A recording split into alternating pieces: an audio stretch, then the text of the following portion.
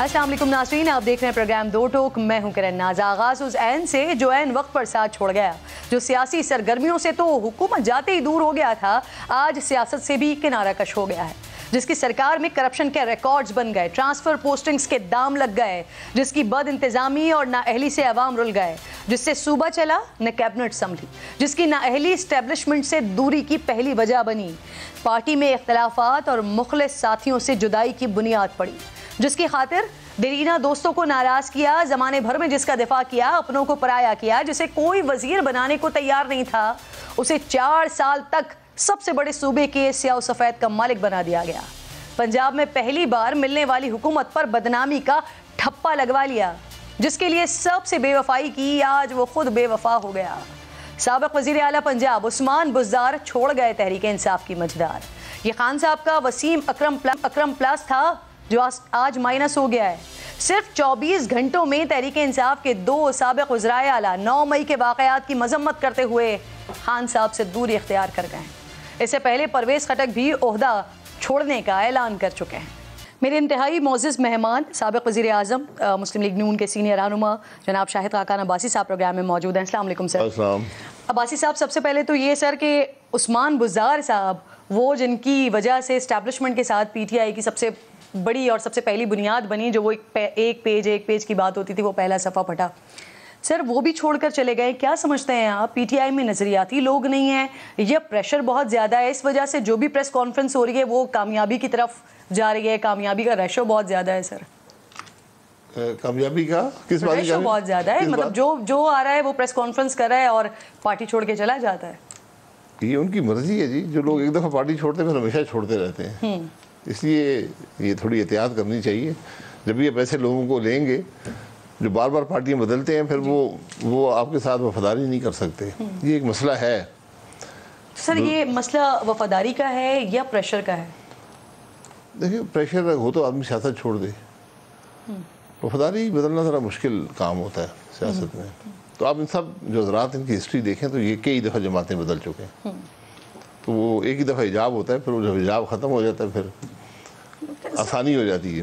سر یہاں تو 27 سال والے بھی جا رہے ہیں، عامر کیانی جیسے لوگ ہیں وہ بھی پارٹی چھوڑ کے چلے گئے، سیاست چھوڑ کے جا رہے ہیں. وہ لوگ جو آغاز، یہ ان کی مرضی ہے جی، ان کی مرضی ہے. میں سیاست چھوڑنا، جو سیاست چھوڑ رہے ٹھیک ہے. اگر آپ پہ کوئی دباؤ ہے، مجھے نہیں پتا کیا دباؤ ہے، پھر سیاست چھوڑ دیں، اس میں زیادہ عزت ہے. جی عباسی صاحب، کل خان صاحب نے ایک اسٹیٹمنٹ دیا کہ پرویز خٹک صاحب کو اور اسد قیصر صاحب کو انہوں نے بھیجا مذاکرات کے لیے، میٹنگ کرنے کے لیے. اس کے بعد ان کو بٹھا لیا گیا اور ان کے اوپر یہ پریشر ڈالا جا رہا ہے کہ آپ پارٹی چھوڑیں پھر آپ کو چھوڑا جائے گا. اور اس کے بعد پرویز خٹک نے انفیکٹ پریس کانفرنس بھی کی اور پارٹی عہدہ چھوڑ کر چلے گئے. مجھے اس بات کے لیے نہیں ہے جی. کس سے ملنے گئے تھے؟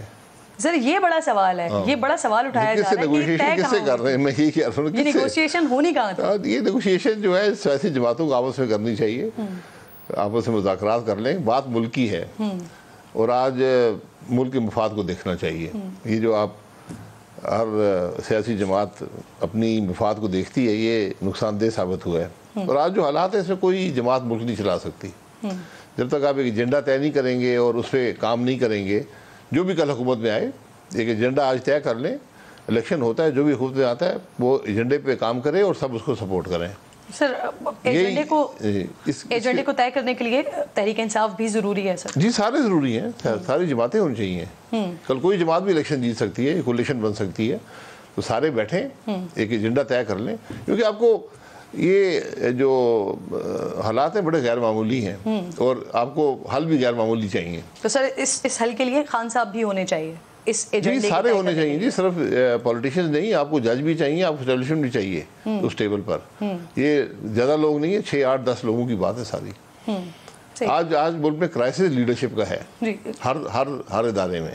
عباس صاحب، ابھی تھوڑی دیر پہلے ہی حماد اظہر صاحب نے ایک ٹویٹ کیا ہے اور وہ پھر اسی بات پر آ گئے ہیں. وہ کہہ رہے ہیں کہ یہ تو کٹ پتلی حکومت ہے، ان کے ساتھ تو مذاکرات ہوں گے ہی. ٹھیک ہے، مذاکرات آپس میں نہیں کرنے ہیں، مذاکرات ملک کے لیے کرنے ہیں، ایک ایجنڈا طے کرنا ہے. آپس میں مذاکرات کر کے کیا حاصل کریں گے؟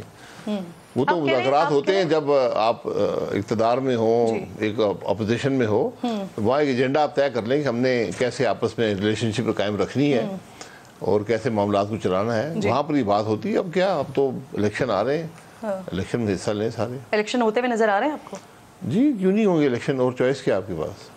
صحیح. عباسی صاحب جو آپ بات کر رہے ہیں ریکنسیلیشن کی سر, تو اس کے لیے تو وزیر اعظم صاحب بھی کہہ رہے ہیں, انفیکٹ مسلم لیگ نون کے کئی سارے لوگ کہہ رہے ہیں کہ ایک دہشت گرد جماعت ہے, ان سے بات ہی نہیں کی جا سکتی اب. تو اب یہ کیسے ہوگا سر, ایک ٹیبل پر کیسے آئیں گے؟ نہیں آئیں گے تو نقصان ہوگا سب کا. یہ بڑی سیدھی بات ہے. مجھے دیکھیں پچھلے 2 سال میں ہر سیاسی جماعت اقتدار میں رہی ہے, کوئی جماعت ایسی نہیں جو نہیں رہی. پچھلے, میں پرانی بات نہیں کر رہا, پچھلے 2 سال کی بات کر رہا ہوں. بشمول پی ٹی آئی. جی بشمول پی ٹی آئی, وہ تو ایک 4 سال کا اقتدار, میں تو 1 سال سے گن رہا ہوں. تو کیا مسائل حل کر سکیں, کہ مسائل میں کمی کر سکتے ہیں؟ مسائل ہمارے بڑھتے جا رہے ہیں. تو جب تک آپ بیٹھ کر ایک بہت ریڈیکل قسم کا ریفارم کا ایجنڈا نہیں بنائیں گے تو ملک آگے نہیں چلے گا. یہ بات یہ آج باقی سب چیزیں ثانوی حیثیت رکھتی ہیں, یہ آج ضرورت ہے ملک کی. سر بطور سینئر سیاستدان آپ سمجھتے ہیں یہ جو عمران خان کو مائنس کرنے کی بات ہو رہی ہے, مائنس ہوتا دیکھ رہے ہیں, یا کوئی بھی لیڈر مائنس ہو جاتا ہے؟ دیکھیں مائنس ہم نے یہ بڑی باتیں سنی ہیں پہلے بھی, مائنس کبھی نہیں ہوتا. جو پولیٹیکل لیڈر ہوتا ہے وہ صرف پولنگ اسٹیشن پہ مائنس ہوتا ہے. یہ جو باتیں ہیں مائنس آپ نے کیا, جو سب سے بڑی اگزامپل ہے ملک کے اندر, ذوالفقار بھٹو کے علاوہ وہ تو پھانسی لگ گئے, وہ آپ نے میاں نواز شریف کو مائنس کیا. اس ملک کے سپریم کورٹ ٹرائل کورٹ بن گیا, دنیا میں کوئی مثال نہیں ہے. اور ایک ایسے مذہقہ خیز کیس میں میرا خیال ہے کہ کوئی بھی جج اس کو پڑھتا ہے اس کو شرم آتی ہے. مجھے ایک انگریز بیرسٹر نے کہا کہ یہ آپ کے جو سپریم کورٹ کے جج ہیں یہ قانون کے گریجویٹ ہوتے ہیں یا نہیں ہوتے؟ جب یہ ججمنٹس لوگ دیکھتے, لوگ ہنستے ہیں ججمنٹس پر. اس کے بعد آپ نے سیاست سے تاحیات نااہل کر دیا. پھر آپ نے سیاست سے علیحدہ کیا, سپریم کورٹ نے تشریح کر کے سیاست سے علیحدہ کیا, ایک قانون کی تشریح کی کہ آپ سیاسی عہدہ بھی نہیں رکھ سکتے. اس کے بعد عین الیکشن میں ڈیٹ پیچھے کر کر ایک ایسے نیب کے کیس میں جس کی نگرانی خود سپریم کورٹ کا جج کر رہا تھا, آپ نے کنوکٹ کیا. اور وہ جج بعد میں فوت ہونے سے پہلے کہہ کر گیا کہ جناب میں نے دباؤ میں آ کر یہ ججمنٹ دی ہے, بلیک میل ہو کر دی ہے. اس کے بعد الیکشن چوری ہوا اور آج ملک یہاں پر پہنچا ہے. تو مائنس کرنے کی جو کوششیں ہوتی ہیں اس کے یہ اثرات ہوتے ہیں.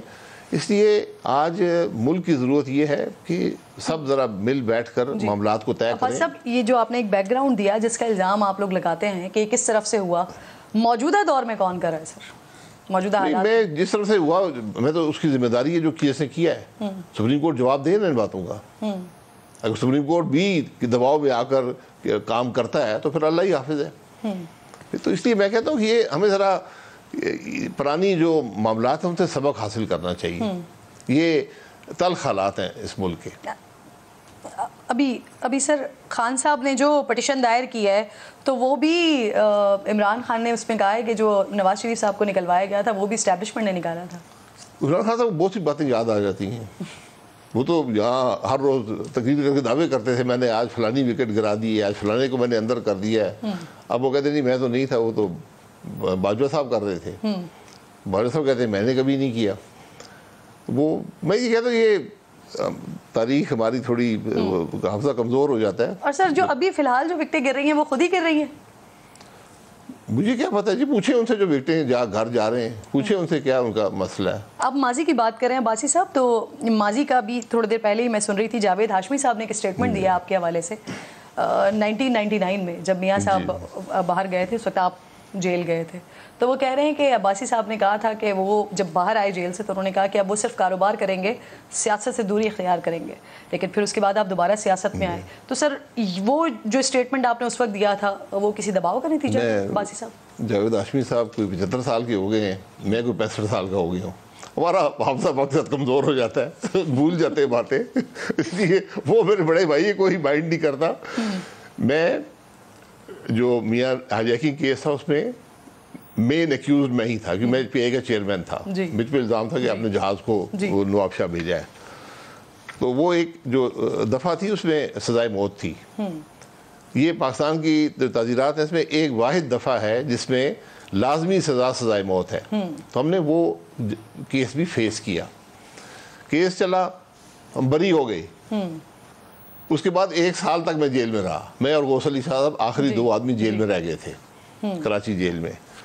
وہاں پر پھر ایک دن انہوں نے کہا جی ٹھیک ہے آپ ضمانت، کیونکہ ہم اس میں ہوتے تھے، اس کے بعد ہمیں جب بری ہو گئے تو ہمیں ایم پی او میں رکھا جاتا تھا، 89 ڈیز کا نظر بندی میں رکھا جاتا تھا، جیسے ابھی رکھتے ہیں سر جی ایم پی او کے تحت. جی ایم پی او کے تحت. جی تو یہ کوئی ایسی قیامت نہیں آ جاتی، ایم پی او اتنے تکلیف نہیں ہوتی، تھوڑا سا برداشت کرنا چاہیے انسان کو. جی تو وہ انہوں نے کہا جی ایم پی او ختم کر رہے ہیں تو آپ گھر جا سکتے ہیں. اس بات کو میرے خیال کہ 2.25 سال گزر چکے تھے ہماری نظر بندی اور اس ساری بات کو. اس کے بعد میں یہاں پر آیا. جی مجھے میرے حلقے کے لوگوں نے ایئرپورٹ سے ریسیو کیا، گھر آئے. اس کے بعد میری جماعت نے، پاکستان مسلم لیگ نون نے، جس میں آج کچھ ایسے لوگ بھی ہیں جو پی ٹی آئی کے سرکردہ رہنما ہیں، یہ چند مہینے بعد لوکل باڈیز کے الیکشن تھے. یہ میرے پاس آئے تھے، انہوں نے کہا جی آپ ناظم کے لیے الیکشن لڑیں. تو میں ناظم کے لیے، میں نے پنڈی کے ناظم، حالانکہ میں نے کہا میں نہیں پارٹی کی ضرورت ہے، کوئی اور سامنے نہیں آتا تھا، میں نے ناظم کا الیکشن لڑا اور وہ الیکشن ہم جیت رہے تھے. اور جب دباؤ آیا سب بھاگ گئے. میں آپ کو ایک لمبی کہانی ہے. تو میں نے وہ الیکشن بھی لڑا اور پھر ہماری اتنی پذیرائی اس الیکشن میں کہ انہیں، یعنی ایک جج کو دباؤ ڈال کے ہمیں نااہل کرنا پڑا. اور ایسے دن نااہل کیا کہ الیکشن میں 3 دن رہتے تھے، نااہل کرنا پڑا. اس کے بعد آ گیا یہ قومی اسمبلی کا نیشنل الیکشنز آ گئے. بڑا دباؤ تھا کہ آپ جناب کاف لیگ میں آ جائیں، کہ یہ کاف لیگ بن رہی تھی. میرے گھر سے 100 گز کے فاصلے پر کاف لیگ بنی F72 کے گراؤنڈ میں. تو اس رات مجھے بہت دباؤ تھا. بہت سے لوگ میرے گھر آئے، جی آپ آ جائیں، سیاسی لوگ بھی آئے اور لوگ بھی آئے. میں کہ جی میں یہ سیاست نہیں کروں گا، میں اس مجمع میں نہیں آتا ہوں، میں کبھی نہیں گیا. الیکشن آئے، میں نے دباؤ تھا جی کاف لیگ جوائن کریں، ادھر جائیں ادھر جائیں. چند لوگ ہم رہ گئے تھے. اور میں آپ کو یہ بتا سکتا ہوں کہ جس 13 اکتوبر 99 کو نواز شریف کے ساتھ آپ ایک ہاتھ کی انگلیوں پر گن سکتے ہیں کون سے لوگ رہ گئے تھے. تو اس کے بعد الیکشن آئے، وہ بھی بڑا دباؤ تھا جی آپ فلانا ٹکٹ لے لیں، فلانا کر لیں. بہرحال وہ سمبل بھی لے لیا، میں نے شیر کا سمبل بھی لے لیا. بڑا دباؤ تھا سمبل مت لے جی، وہ جیپ کا ایک سمبل چلتا تھا اس زمانے میں، جیپ کا لے لیں. میں نے سمبل بھی لے لیا. پھر مجھے بڑا واضح کہا کہ جب الیکشن نہیں جیتیں گے. میں نے کہا ٹھیک ہے، میں نے 6 الیکشن جیتے، میں ایک ہار جاؤں گا. لیکن یہ تو یہ سب وہ جاوید ہاشمی سب بھول جاتے ہیں. جب یہ الیکشن ہو گئے، ہم ہار گئے، اس کے بعد میں ایک آزاد آدمی تھا زندگی میں پہلی دفعہ 14 سال کے بعد. تو میں نے پھر کاروبار شروع کیا پہلی دفعہ زندگی میں. جب یہ سب کچھ ہو گیا، میں اس کے باوجود جماعت کے یہاں پر اسی F10 کے اندر ہمارا ایک دفتر تھا، تو وہاں پر 10-12 لوگوں سے کبھی زیادہ لوگ اکٹھے نہیں ہوئے. لوگ نہیں ڈرتے تھے، بلکہ احسن اقبال صاحب کو ہمیں کئی دفعہ یہ مرزا روڈ پر روکا گیا گاڑی آگے کھڑی کر کے کہ آپ میٹنگ میں مت جائیں، اس طرح کا. تو یہ حالات تھے. تو وہ سارا سلسلہ رہا. میں ہمیشہ یہ کوئی تعریف کی بات نہیں ہے، یہ ہمارا کام ہے کہ سیاست اگر آپ نے کرنی ہے تو ایک اصول پر کرنی ہے. اور اگر وہ اصول اتنے مہنگے ہیں کہ آپ اس کو برداشت نہیں کر سکتے تو چھوڑ دیں سیاست کو. تو عباسی صاحب، یہ کہا جا سکتا ہے کہ جس طرح سے آپ بتا رہے ہیں آپ نے پریشر کو برداشت کیا، اور بھی بہت سارے ایسے لیڈرز ہیں جنہوں نے پریشر کو برداشت کیا، جیلیں کاٹی، لیکن آج پی ٹی آئی کے لوگ 10 دن 12 دن 13 دن جیل کے اندر ہوتے ہیں اور پھر اس کے بعد باہر آ کر پریس کانفرنس کرتے ہیں. تو سر کیا کہتے ہیں، کمزور؟ یہ ہر آدمی اپنے حالات جانتا ہے، اسی میرا کسی سے شکوہ نہیں ہوتا. ہماری جو بات کہ اکثریت چھوڑ کے چلی گئی تھی، یہ خاموش ہو گئی تھی. تو یہ دباؤ، ہر قسم کے دباؤ آتے ہیں، تو یہ اس میں کوئی برائی نہیں ہے. اس میں یہ اگر دباؤ کے تحت آپ نے کوئی وقتی فیصلہ کیا ہے یا آپ نے سمجھا کہ یہ بہتر فیصلہ ہے، تو یہ میں کسی کے خلاف اس کو نہیں سمجھتا. میرے بھائی شکوے کر رہے ہیں میرا خیال ہے. صحیح. سر، پی ٹی آئی کے چیئرمین، ان کا کیس ملٹری کورٹ میں چلنا چاہیے، سر آپ کیا سمجھتے ہیں؟ دیکھیں، آپ اگر قانون توڑیں گے تو جہاں بھی اسی جورسڈکشن ہے، جو قانون آپ توڑیں گے اسی جورسڈکشن کے مطابق آپ پہ کیس چلے گا. اگر آپ نے کوئی الزام ہے آپ پہ کرپشن کا، جیسے ہم سب پہ الزام ہے، تو وہ نیب میں چلتا ہے. نیب ایک کالا اور اندھا قانون ہے. اگر آپ ٹیررزم میں ملوث ہوں گے, ٹیررزم پاکستان میں کلیشنکوف لہرانا بھی ٹیررزم میں شامل ہے. اگر آپ ایک کلیشنکوف جا کے باہر لہرائیں گے تو آپ پہ 87 جسے کہتے ہیں ٹیررزم کا دفعہ لگ جاتا ہے, آپ ٹیررزم کورٹ میں چلے جاتے ہیں. اس طرح بینکنگ کورٹس ہیں, سول کورٹس ہیں, سیشن کورٹس ہیں, جو آپ کرتے ہیں. ایک ملٹری کورٹس بھی ہوا کرتے تھے, ایک خاص قانون کے تحت بنے تھے, وہ ٹیررزم کے خلاف بنے تھے. وہ ان کا ایک سنسیٹ کلاس تھا, وہ ختم ہو گئے. اب ایک پروویژن جو ہے وہ میرے خیال آرمی ایکٹ کے اندر ہے کورٹ مارشل کی, جس میں ایک سمری ٹرائل ہوتی ہے, اور اس میں اگر آپ نے کوئی ایسا جرم کیا ہو جو مسلح افواج کے خلاف ہو, اور اس میں مسلح افواج کے لوگ بھی ملوث ہو سکتا ہے, میری انڈرسٹینڈنگ میں کمی ہو, تو وہ آپ کو ٹرائل کیا جا سکتا ہے کورٹ مارشل جو افینس ہے. عباس صاحب, از اٹ ٹرو سر, کچھ اس طرح کی خبریں بھی آئیں کہ سعد رفیق صاحب نے اور آپ نے پارٹی کے اندر مخالفت کی عمران خان صاحب کے کیس کو ملٹری کورٹس میں جانے کے حوالے سے؟ نہیں, میں کسی ایسی اس میں نہیں تھا میٹنگ میں جہاں پر یہ ڈسکشن ہوئی ہو, اور نہ ہی میں سمجھتا ایسی ڈسکشن ہوئی ہے, تو کوئی مخالفت کی سوال پیدا نہیں ہوتا. یہ دیکھیں, جو بھی جوریسڈکشن ہے, جو معاملات ہوئے ہیں وہ سب کے سامنے ہیں. ٹھیک, اس ملک کے فوج کے ہیڈ کوارٹر پر حملہ ہوا ہے, یہ معمولی بات نہیں ہے. جو سب سے بڑا افسر جو ہماری سب سے بڑی سرحد پہ کمانڈ کرتا ہے, اس کا گھر جلا دیا گیا, یہ پوری دنیا نے دیکھا ہے. تو اس پر اب یہ کس نے کیا ہے, کیوں کیا ہے, اس کی تہہ تک پہنچنے کی ضرورت ہے. ٹھیک سر, یہ پی ٹی آئی میں ٹوٹ پھوٹ کے بعد ایک کنگز پارٹی کے حوالے سے جو ہے نا وہ بڑی گونج اٹھ رہی ہے اس وقت. ماضی میں جب بھی ایسا ہوا اس وقت جمہوری حکومتیں نہیں تھیں عباسی صاحب, اور اب آپ لوگوں کی حکومت ہے. ہم خان صاحب کے لیے کہا کرتے تھے کہ وقت سے ڈریں, تو آپ کو نہیں لگتا کہ یہ جس طرح کی آوازیں ابھی اٹھ رہی ہیں, یہ ماضی کا پہیہ جو ہے وہ گھومتے ہوئے پھر دیر نہیں لگتی؟ کنگز پارٹی ہمیشہ ناکام ہی رہتی ہے. یہ عمران خان صاحب کیسے بنے تھے؟ سب سے بڑی کنگز پارٹی کی مثال تو یہ خود ہیں. یہ سر پہلی دفعہ نہیں تھی, یہ 93 سے تقریباً 96 تک 3 سال شیروانی سے لا کر انتظار کرتے رہے کہ مجھے کال آئے گی جنرل مشرف کی اور وزیر اعظم بنا دیا جاؤں گا. یہاں پر میٹنگز ہوتی تھیں F6 کے گھر میں, وہاں پر پوری کابینہ کی تشکیل دی جا چکی تھی, اور وزیر اعظم اپنے عمران خان صاحب کو وزیر اعظم کہا جاتا تھا ان میٹنگز میں. تو تھوڑی دیر لگ گئی اس میں, تقریباً بڑا انکشاف کریں 1993 سے 96 تک, یہ جی تو لگے 12 سال اس کے بعد بنانے میں, لیکن بن گئے. بہرحال آج دیکھیں یہ سب تاریخ ہے. یعنی آپ کی بات سے میں یہ اخذ کروں کہ آئندہ بھی اگر کسی کنگز پارٹی کی بات ہوتی ہے تو وہ بھی ماضی کو دیکھتے ہوئے ناکام ہی ہوگی. حالانکہ کنگز پارٹیز نہیں چلتی, یہ ایک طریقے سے کامیابی سے گزار لیا نا سر. ہم نے سارے تجربے کر لیے ہیں, یہ ملک ان کا متحمل نہیں ہو سکتا, نہ اس سے ملک کا فائدہ ہوا ہے. آج ضرورت یہ ہے سیاستدان اور جوڈیشل لیڈرشپ, ملٹری لیڈرشپ بھی بیٹھیں, ایک وے فارورڈ طے کریں کہ ملک کیسے چلے گا. آج یہ اپنے سیاست اور یہ کنگز پارٹی اور یہ جو تمام ایکسپیریمنٹ ہیں یہ ایک طرف رکھ دیں, اس کے علاوہ آپ کے پاس چوائس نہیں ہے. آج آپ کے حالات جس نیچ پر ہیں اس میں آپ کے پاس کوئی اور چوائس نہیں ہے. سر آج ایک ڈان کی خبر ہے, پیپلز پارٹی میں شامل ہونے والے رہنماؤں کے حوالے سے اس میں دعویٰ کیا گیا ہے کہ وہ اس لیے پیپلز پارٹی میں شامل ہو رہے ہیں کہ ہر حلقے میں ان کا 8 سے 10 ہزار کا ووٹ بینک موجود ہے, اور انہیں ایسا لگتا ہے کہ اسٹیبلشمنٹ بھی پیپلز پارٹی کو سپورٹ کر رہی ہے. پتہ نہیں جی, میں یہ خبر نہیں پڑھی, لیکن یہ کسی کی رائے ہو سکتی ہے. 8 سے 10 ہزار کے ووٹ بینک پر قومی اسمبلی کے الیکشن نہیں جیت سکتے.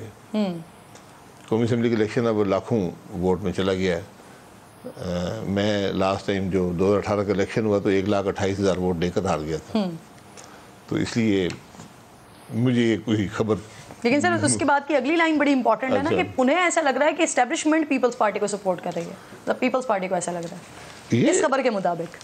یہ ان کی رائے ہو سکتی, مجھے اس بات کا نہیں پتا. ایک طرف کنگز پارٹی بن رہی ہوگی تو پھر ہر ایک کو سپورٹ تو نہیں ہو سکتی نا. کنگز پارٹی یا پھر ہو سکتا ہے پیپلز پارٹی کو کنگز پارٹی بنا, مجھے نہیں پتا.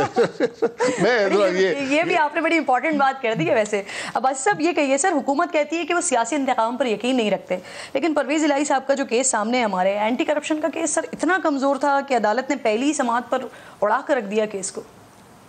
دیکھیے عدالتوں کے فیصلے ہیں, ہماری تو کبھی نہیں اڑایا کسی نے. ہمارے تو آج 4 سال بعد کسی کو خیال آیا ہے کہ اس میں کوئی جان نہیں ہے.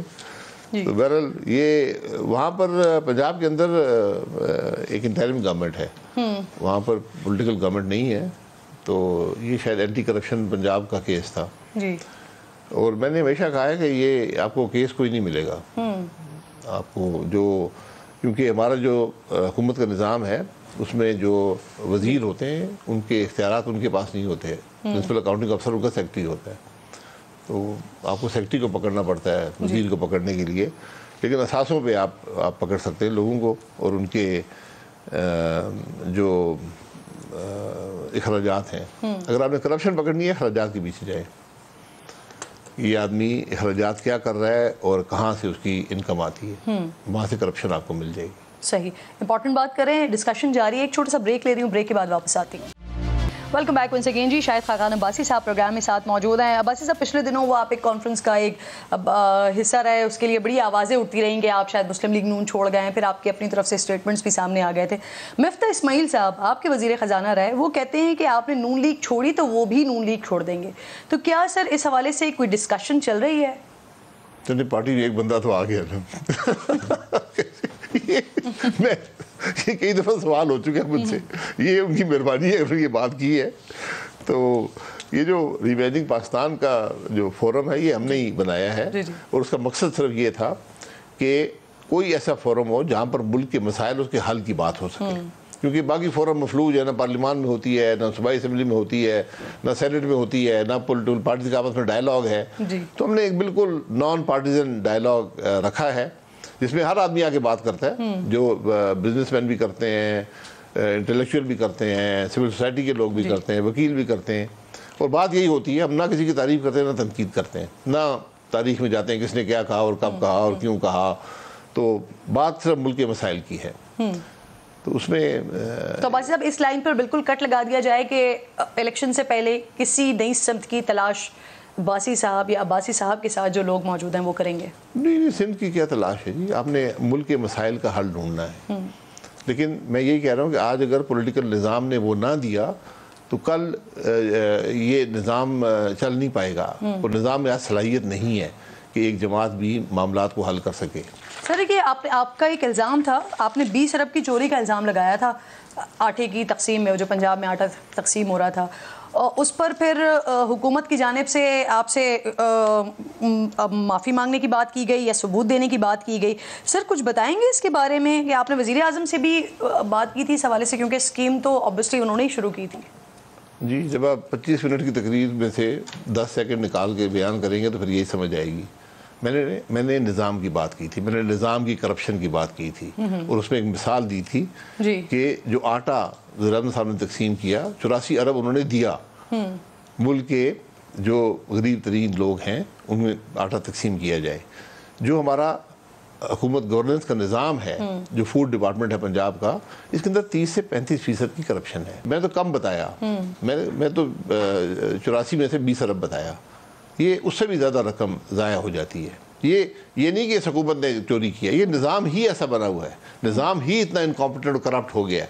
میں نے کوئی ایگزامپل بھی دی کہ جب یہ کہا جی, انہوں نے کہا جی وہی آپ نے کیا کہہ دی, یہاں تو کوئی چوری نہیں ہے. میں کہا جی جو آٹا تقسیم ہوا ہے نا, اس کی بوری منگا کے ذرا اپنے گھر کے آٹے سے موازنہ کر لیں, آپ کو بات سمجھ آ جائے گی. صحیح سر, میں نے نظام کی بات کی ہے, میں نے کسی حکومت کی بات نہیں کی. پچھلی حکومت کے اندر بھی یہی تھا, آج بھی یہی ہے, اس کے بعد بھی شاید یہی رہے گا اگر ہم نظام کو بدلیں گے نہیں. یعنی سر کچھ اس طرح سے چوری ہوئی, اگر جو میں اس کو سمجھ رہی ہوں کہ جو آپ کہہ رہے ہیں کہ بہتر کوالٹی کا آٹا جو 84 ارب میں دیا جا سکتا تھا اس میں ملاوٹ کی گئی, اس میں کرپشن کی گئی. نہیں سر پھر اس پر تو تحقیقات ہونی چاہیے. خریداری سے لے کر سٹوریج تک, ٹرانسپورٹیشن میں, ملنگ میں, اس کی ڈسٹریبیوشن میں, یہ سب ایک پورے نظام کے اندر ایک خرابی ہے. کیا اگر آج میں یہ کہوں کہ اس وقت جو صوبائی حکومتوں کی سب سے بڑا جو خرچہ ہوتا ہے, ڈیولپمنٹ کے پیسے جو لگتے ہیں, جو CNW ڈپارٹمنٹ ہوتا ہے, آپ پتہ کر لیں کہ اس محکمے میں کتنی چوری ہے. ایسے صوبے ہیں جہاں 40% تک چوری ہوتی ہے. 40% فنڈ جو ڈیولپمنٹ کے دیے جاتے ہیں وہ موقع پر خرچ نہیں ہوتے. اور بس سب اس چوری کا حکومت کو پتہ نہیں چل پاتا. سب کو پتہ ہے, لیکن آپ نظام ہی ایسا بن کے آپ کچھ کر نہیں سکتے. اچھا سر, نگراں حکومت کہہ رہی ہے کہ آپ معافی مانگے یا ثبوت دیں. سر निगरान हुकूमत कह रही है आप माफी मांगे या सबूत दें। वो कह दें कि ये चोरी नहीं हुई, कह दें कि उनके फूड डिपार्टमेंट में कोई करप्शन नहीं है, कह दें, वो कह दें हमारे CNW में कोई करप्शन नहीं है, मैं माफी मांग सबसे। मैंने वो आज आए हैं, इंटरिम गवर्नमेंट है, मैं 35 साल से तमाशा देख रहा हूँ। बड़ा चैलेंज कर रहे हैं अब्बासी साहब, आप कह रहे हैं कि मैं चैलेंज नहीं कर रहा हूँ, मैं हकीकत बयान कर रहा हूँ, हकीकत है ये। निगरान हुकूमत के लिए कह रहे हैं ना कि वो इस बात को कह दें कि जहाँ पर कोई चोरी नहीं है, वहाँ पर कोई करप्शन नहीं है, तो आप इस पर माफी मांग लेंगे। मैं सारे पाकिस्तान से माफी मांग लूंगा कि हमारे मुल्क में करप्शन खत्म हो गई है। सही। सर आप कहते हैं जब तक मुल्क में नैब है निज़ाम चल नहीं सकता, और आज वही नैब चेयरमैन PTI को गिरफ्तार करती है, आपके वज़रा प्रेस कॉन्फ्रेंस करते हैं, क्रेडिट लेते हैं सर इस बात का। कौन? आपके वज़रा, उन्हीं की जानिब से प्रेस कॉन्फ्रेंस की जाती है, राना सनाउल्लाह साहब प्रेस कॉन्फ्रेंस करते हैं, मरियम औरंगजेब साहिबा प्रेस कॉन्फ्रेंस करते हैं, क्रेडिट लेती हैं इस बात का। जी सारे क्रेडिट, हमारा शौक होता है क्रेडिट लेने का। मैं ये कह रहा हूँ, पहले इमरान खान साहब खुद जलसे में, उन्होंने जलसे में USA में जलसे में किया था, मेरा नाम लेकर कहा था कि मैंने आज उसको भी गिरफ्तार कर लिया है, और आप कहते हैं जी मुझे पता ही नहीं था। तो ये आप नैब का क्रेडिट हुकूमत नहीं ले सकती, क्योंकि नैब एक इंडिपेंडेंट इदारा है और नैब की बुराई में शामिल नहीं होना चाहिए हुकूमत को। मेरा ये राय है हुकूमत को। नैब ने आज तक जो एक पैसे का काम इस मुल्क में नहीं किया, कौन सी करप्शन पकड़ी है नैब ने, ज़रा बता दे। मैंने चेयरमैन नैब को कहा था, मैं कह रहा अपने ज़रा असासे बता दो, अपने हमने 35 साल के असासे और अखराजात दिए, असासे आमदन अखराजात 35 साल के। मैंने कहा जी आप ज़रा बता दें, जो एहतसाब कर रहे थे वो बता दें, आप भी ज़रा लिख के देना। एक चीज़ ने, अगर पाकिस्तान को किसी एक चीज़ पे आप उंगली रखना चाहें, वो नैब का इदारा है। मफलूज होगी हुकूमत। मैं हर रोज़ देखता हूँ, आज भी देख के आया हूँ, अफसर कहते हैं जी मैं तो जेल नहीं जाना, मैं तो समरी नहीं बनानी, मैंने ये फैसला नहीं करना, जिसमें मुल्क का सैकड़ों अरब का फ़ायदा हो रहा होता है। लेकिन कल उसको एक नैब का अफसर, जिसको कोई दुनिया का नहीं पता कि दुनिया क्या चलती है, वो कहेगा देखे ये सेक्रेटरी साहब ये कर गए, गलत कर गए, काबीना गलत फैसले कर गई है, तो फिर वो काबीना फैसले नहीं करती, फिर वो सेक्रेटरी फैसले नहीं करता, फिर मुल्क का नुकसान होता है। सर आज भी नैब जो है वो पॉलिटिकल इंजीनियरिंग के लिए यूज़ हो रही है, आर्म ट्विस्टिंग के लिए यूज़ हो रही है? पता नहीं पॉलिटिकल के लिए हो रही है, नहीं है, मुझे उसका इल्म नहीं है। किसी पे नैब का केस में बनता हुआ नज़र तो नहीं आया। तो मैं यही पूछता हूँ ना कि नैब में करप्शन, पाकिस्तान की तारीख की करप्ट तरीन हुकूमत उस्मान बुज़दार की हुकूमत थी, करप्ट तरीन हुकूमत। नैब ने केस बना सकी है उसके ऊपर, जहां पर पोस्टें बिकती थी, ये तारीख में कभी नहीं हुआ। रेट लगे हुए थे, कमिश्नर, DC, AC, फलानी पोस्ट 10 करोड़ में बिकता था। Food controller, district food controller अटक की पोस्ट 6 महीने में भी हर पोस्ट बिकती थी, हर महीने भी पैसे लेते थे। आज पूछे ना उनसे क्यों पकड़ा गया, किसी नैब ने पकड़ा किसी को? क्या करप्शन नहीं हुई वहां पर? करप्ट तरीन हुकूमत, कोई मुवाजना ही नहीं है। माजी में भी कुछ करप्ट हुकूमतें आई हैं, लेकिन इस हुकूमत के जो हालात थे ना, वो आप मुआवजा नहीं कर सकते उस हुकूमत। सर मुझे ये कहिए, जो अलकादिर यूनिवर्सिटी वाला मामला है, अलकादिर ट्रस्ट वाला मामला है, इसमें आपको लगता है ये मामला जड़ तक जब पहुंच पाएगा, और जो बाकी लोग हैं इमरान खान के अलावा, इसमें बिजनेस टाइकॉन मलिक रियाज भी हैं, फिर उसमें बाकी लोग जो लंदन में प्रॉपर्टीज बिकी, वहां पर तक भी ये मामला है, तो वहां तक आपको जाता हुआ दिखाई दे रहा है या सिर्फ ये इमरान खान तक ही महदूद रहेगा? इमरान खान देखें, ये जो मामला है ना, इतना सीरियस मामला मैंने कभी किसी हुकूमत में नहीं देखा। आप काबीना के अप्रूवल के बगैर आप किसी से MOU साइन नहीं कर सकते, प्रायर अप्रूवल। पहले वो MOU जो बहुत मामूली, जिसकी कोई कमिटमेंट नहीं होती, वो लेकर आप काबीना में आते हैं, उस पर बहस होती है, उस काबीना अप्रूवल देती है, फिर जाके साइन होता है। यहाँ पर आपने एक एग्रीमेंट साइन किया $190 मिलियन की पैसे का, जो आपके मुल्क के पैसे थे, एक दूसरे मुल्क ने पकड़े जी। आपने एक एग्रीमेंट साइन कर लिया और काबीना से अप्रूवल नहीं ली, और फिर आकर एक बिल्कुल इल्लीगल तरीके से अप्रूवल लेने की कोशिश की कि ना एजेंडे पर रखा जी, ना समरी आई जी, और उसकी काबीना ने अप्रूवल दे दी। ये पूरी मालूम नहीं था। वहां पर बात हुई है ज़बानी, वहां पर जो वज़ीर-ए-आज़म साहब ने एक अपना वजीर रखा हुआ था जो एहतसाब करता था, पता नहीं नाम भूल जाता, अकबर, हाँ, वो बैठा हुआ था। उसने कहा जी बताएं जी आप, उसने कहा जी ये एक बड़ा अहम मसला है, इसकी अप्रूवल दे दें। میں نے 3 لوگوں سے پوچھا جو میٹنگ میں بیٹھے ہوئے تھے. فیصل واڈا نے اس کے اوپر اعتراض کیا. کسی پتہ نہیں کسی نے یہ وہ جی پلیز آپ ہم سب کو بعد میں یاد آ جاتا ہے. تو وہاں پر اعتراض کرتے تو پھر کہتے نا کہ نہ اپروو کریں. سب نے اجازت دے دی کہ جی کیا اپروو کیا کسی کو پتہ نہیں ہے. وہ اپروول اس معاہدے کی تھی جو کہ آپ نے انلیگلی سائن کیا. تو سر اب تو شہباز شریف صاحب کی گورنمنٹ ہے تو وہ جو خفیہ دستاویزات ہیں وہ منظر عام پر کیوں نہیں لاتے؟ خفیہ دستاویزات منظر عام پر اس لیے نہیں آئیں گی کہ جو آپ نے معاہدہ کیا ہے حکومت پاکستان نے کیا ہے اس میں آپ نے لکھا ہے کہ یہ معاہدہ منظر عام پہ نہیں آئے گا. جو میں نے نہیں پڑھا لیکن جو مجھے سمجھ آتی ہے وہ یہ ہے. تو آپ اس کو منظر عام پہ نہیں لا سکتے لیکن آپ پروسیکیوٹ کر سکتے ان لوگوں نے یہ کام کیا ہے. اس میں کوئی معافی نہیں ہے. یہ کوئی اختیار نہیں تھا اس کابینہ معاہدہ کرنے والے کو اختیار نہیں تھا اور وزیر اعظم کو علم تھا کہ معاہدہ ہو رہا ہے یا وہ کہتے مجھے علم نہیں تھا یہ آدمی خود کر کے آ گیا ہے. تو عباس صاحب اب آپ کو لگتا ہے کہ یہ کیس اپنے فائنل انجام کو پہنچے گا جس کو سب سے زیادہ فائدہ ہوا اس کو پکڑا جائے گا؟ میں امید ہی کر سکتا ہوں نا. آج تک کوئی پکڑا گیا ہے؟ میں آپ کو بتا رہا ہوں عثمان بزدار کی حکومت آپ دیکھ لیں. یہ ابھی جو پریزلائی صاحب کی حکومت تھی اس کے حالات آپ پتہ کر لیں. جی جو زبان خلق ہوتی ہے کچھ اس میں حقیقت ہوتی ہے. وہاں پر جو ہو رہا تھا جو پنجاب میں ہوا ہے پچھلے 5 سال میں وہ ناقابل یقین داستان ہے. عباس صاحب بالکل لاسٹ میں آپ سے کمنٹ لینا چاہ رہی ہوں. یہ 2-3 دن تک خان صاحب نے یہ بہت افسوسناک بات ہے لیکن میں چاہ رہی ہوں کہ آپ کا کمنٹ ضرور اس میں شامل کروں. سر خان صاحب نے کچھ اپنی ہی ورکرز کے بارے میں کچھ بات کی, کوئی ٹویٹ کیا. رانا ثناء اللہ صاحب نے اس کے حوالے سے پریس کانفرنس کی کہ جی ایسی پلاننگ کی جا رہی ہے اور ہمیں اس بارے میں معلوم ہوا ہے. آج وہی ساری بچیاں جو اب جن کو عدالت میں پیش کیا جا رہا تھا ان سے جب پوچھا گیا کہ آپ کے ساتھ کوئی جیل کے اندر کوئی بدسلوکی ہوئی ہے کوئی زیادتی ہوئی ہے تو انہوں نے کہا کہ جی ہمارے ساتھ یہی بہت بڑی زیادتی ہے کہ ہمیں جیل میں کیوں رکھا ہوا ہے. لیکن اس طرح کی کسی بھی زیادتی کو جو پرٹیکولرلی خان صاحب نے جو بات کی ہے اس سے انہوں نے انکار کیا ہے. کیا کمنٹ کریں گے خان صاحب کے ان الزامات؟ کس لیول کے خان صاحب سچ طرح کم بولتے ہیں. بعد میں ان کو یاد آتا ہے کہ یہ بات غلط تھی تو اب وہ کوئی بھی حربہ استعمال کر سکتے ہیں مفاد حاصل کرنے کے لیے, کوئی بات بھی کر سکتے ہیں. سر اس حد تک اتنی سنگین آپ کے سامنے ہوا ہے, میں تو نہیں کہہ رہا ہوں نا, مجھے کیا کہہ رہے ہیں. ایک آدمی ملک کا وزیر اعظم رہا ہو اس نے بات کی ہے, جن لوگوں کے بارے میں بات کی ہے وہ خود آ کے کہہ رہے ہیں کہ ایسی کوئی بات نہیں ہوئی تو میں کیا کہہ سکتا ہوں. صحیح. اور اب جو ہے وہ سوشل میڈیا بریگیڈ کیونکہ بہت زیادہ ابھی بھی ایکٹیو ہے وہ یہ کہنے کی کوشش کریں کہ جن خواتین سے بات کی گئی ہے ان کا نام نہیں خان صاحب نے لیا, باقی جو خواتین ہیں ان کے ساتھ یہ سب کچھ ہوا ہے. تو بہت عجیب سی سچویشن ہے. بہت بہت شکریہ شاہد خاقان عباسی صاحب سابق وزیر اعظم پروگرام میں آج میرے ساتھ موجود تھے. ایک چھوٹا سا بریک لیجئے پھر اسی پر تفصیل سے بات کرتے ہیں. پروگرام میں ایک بار پھر آپ کو خوش آمدید کہتی ہوں. خان صاحب کے الزامات کو ایک بار پھر ان کے اپنوں نے ہی جھوٹ قرار دے دیا ہے. چیئرمین تحریک انصاف کی جانب سے 9 مئی کے واقعات میں گرفتار ہونے والی خواتین سے جیل میں زیادتی اور بدسلوکی کے سنگین تر الزامات عائد کیے گئے تھے جس کے خلاف انہوں نے نہ صرف ملک کے اندر بلکہ انٹرنیشنل میڈیا پر بھی بھرپور کیمپین چلائی. دنیا بھر کی انسانی حقوق کی تنظیموں کی طرف سے پاکستان کے خلاف رد عمل آنا بھی شروع ہو گیا, رسوائی ہوئی. لیکن آج عدالت میں پیش ہونے والی تمام خواتین نے ان الزامات کو جھوٹ قرار دے دیا. عمران خان کے ہاتھوں سیاسی مخالفین کی عزت تو پہلے ہی محفوظ نہیں تھی لیکن اب ان کے اپنے کارکنان کو بھی بخشا نہیں جاتا ہے ان کی طرف سے.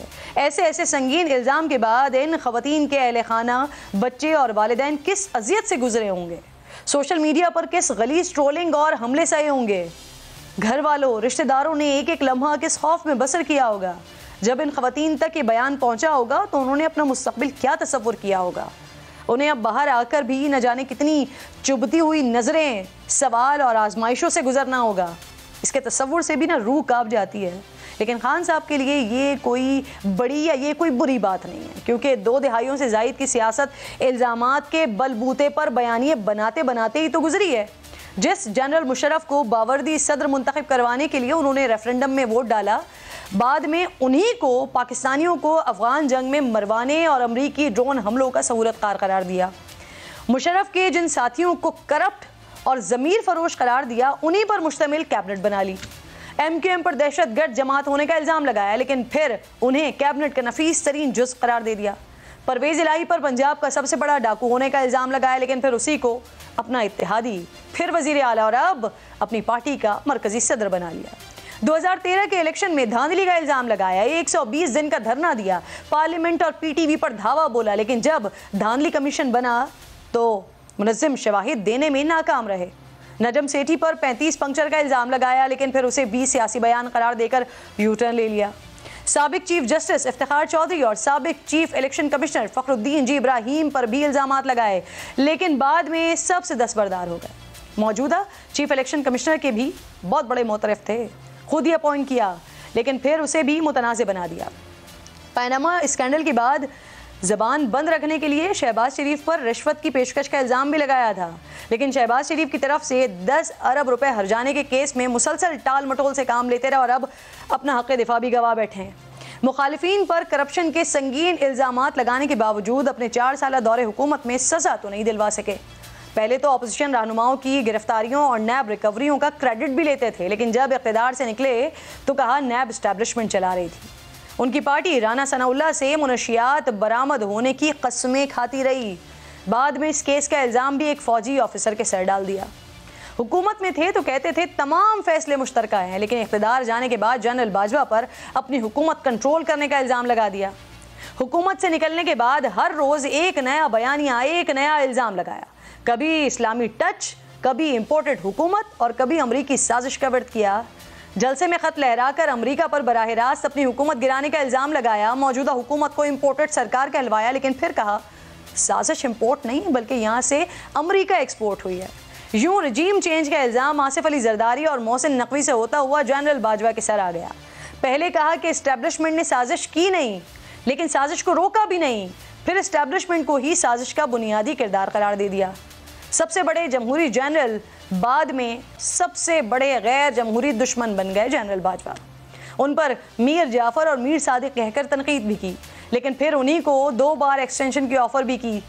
پہلے پاکستان میں کہتے تھے امریکہ نے حکومت گرائی، اب امریکہ سے کہتے ہیں جنرل باجوہ نے حکومت گرائی۔ غیر ملکی غلامی کے خلاف تحریک چلائی لیکن پھر امریکی حکومت سے تعلقات بہتر کرنے کے لیے لابنگ فرم سے معاہدہ بھی کر لیا۔ پہلے ایبسلیوٹلی ناٹ اور پھر امریکی غلامی نامنظور کے نعرے بھی لگائے لیکن اب کانگریس ارکان کی منتیں کرتے پائے گئے ہیں۔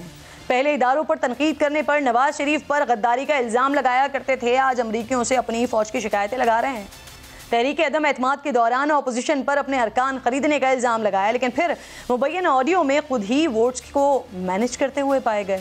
عدم اعتماد کے دوران اپوزیشن کی غیر ملکی سفیروں سے ملاقاتوں پر بھی سازش کا الزام لگایا کرتے تھے، اب آئے روز سفارتکاروں سے ملاقاتیں کرتے ہیں۔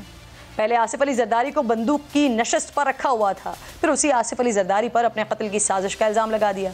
پہلے کہا 4 لوگ، پھر کہا 3 لوگ، اب کہتے ہیں ایک شخص ہے جو میرے قتل کی پلاننگ کر رہا ہے لیکن کوئی ثبوت نہ 4 کے خلاف تھے، نہ 3 کے خلاف تھے، نہ اس ایک کے خلاف۔ وزیر آباد حملہ بھی تضادات کا مجموعہ ہے تو 9 مئی کے واقعات میں بھی الزام در الزام ہی لگاتے رہے ہیں۔ پہلے فسادات کا الزام ایجنسیز پر لگایا، اب اعتراف کر رہے ہیں کہ میری پارٹی کے رہنما اور کارکنان شامل تھے۔ پہلے کہتے تھے میں نے تو فسادات کی عدالت میں ہی مذمت کر دی تھی، اب کہہ رہے ہیں کہ کور کمانڈر ہاؤس جلائے جانے کا تو علم ہی 4 روز بعد ہوا ہے۔ ایجنسیز پر پارٹی چھوڑنے والوں پر دباؤ ڈالنے کا الزام لگا رہے ہیں لیکن خود ان کے ترجمان کہتے ہیں یہ ایجنسیز کا نہیں حکومت کا کام ہے۔ حکومت پر فیک نیوز پھیلانے کا الزام لگاتے ہیں لیکن خود فیک پوسٹ سے بھی باز نہیں آتے۔ ٹویٹر پر الزام لگاتے ہیں کہ کراچی کے ایم پی اے ملک شہزاد آوان پر ایجنسیز نے پارٹی چھوڑنے کے لیے دباؤ ڈالا، انکار پر ان کے ٹرکس کو آگ لگا دی، جس کے ساتھ نوشہرہ کے آئل ڈپو کی سال پرانی فوٹیج بھی شیئر کر دی آگ لگنے کی۔ تنقید ہوئی تو پھر پوسٹ ڈیلیٹ کرنی پڑ گئی۔ بیانیے کے خمار میں خان صاحب کی الزام کہانی تو طویل ہوتی چلی گئی لیکن اب ان کی سیاست مختصر ہوتی دکھائی دے رہی ہے۔ پروگرام کا وقت بھی ختم ہو گیا، اپنا خیال رکھیے، اللہ نگہبان۔